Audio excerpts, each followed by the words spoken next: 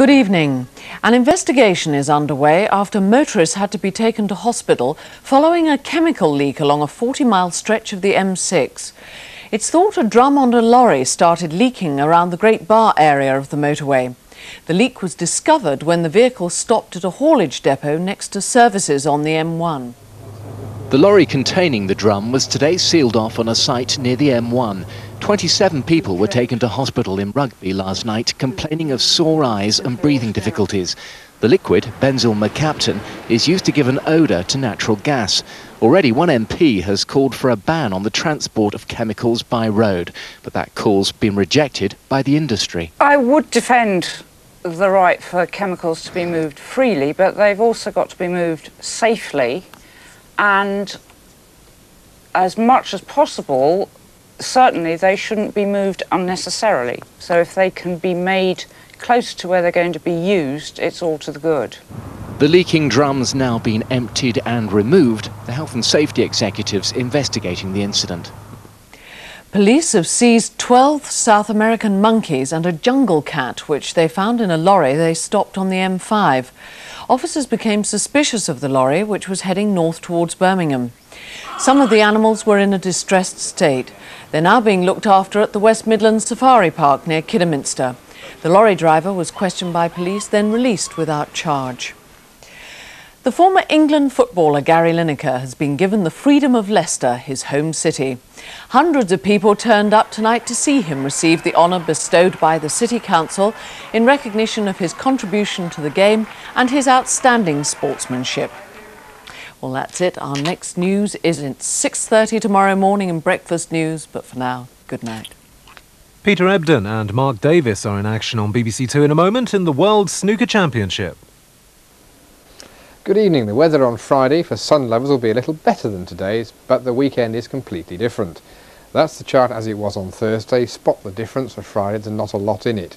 But what we are doing is cutting off this northerly supply. It'll still be there through Scotland and Northern Ireland throughout tomorrow, but we cut it off for the rest of the country, and then we develop quite dramatically and quite quickly a wind off the North Sea, a northeasterly and quite a strong one. And I can assure you the North Sea is still cold this time of year. It's about its coldest. Now, despite the rash of showers, the day has ended not badly at all. Many of these showers are very light and almost insignificant. And also, there's a lot of cloud around at the moment, but that'll tend to melt away, and just like last night, there'll be a widespread frost with the showers retreating to the coasts of, let's say, around about the Wirral, Northern Ireland or Scotland. Temperatures at their lowest about -4, shared between Oxfordshire, shall we say, and the Highlands of Scotland. Friday will start rather better in Scotland. It was cloudy this morning. It should be rather more sunny. There will be showers around, but I think inland it'll be largely sunny, though that'll tend to fill in later part of the day. Northern Ireland might see fewer showers in the afternoon.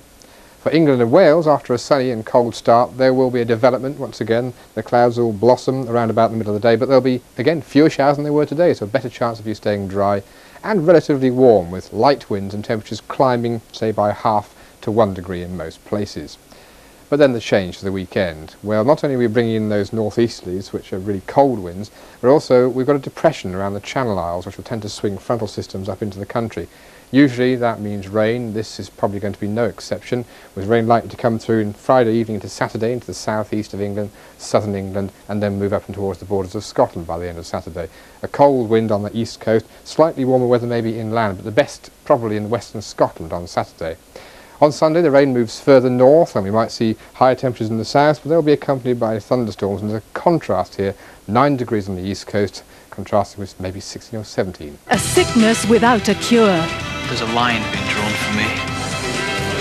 Cross it one more time and there'll be a poster in every hospital saying, "Do not employ this man." Hello, my name's Raj. Overworked. You're taking too long with your consultations. 10 minutes is all we have. And under pressure. It's easy to make decisions when you don't have to carry the can. I have to. Every day. Cardiac arrest, Wednesday at 9:30 on BBC1. Gary and Tony nearly have a seizure when Deborah announces that she's leaving. A cue for more bad behaviour in half an hour. And it's not just the men behaving badly here on BBC1. Edina and Patsy are about to have their wicked way.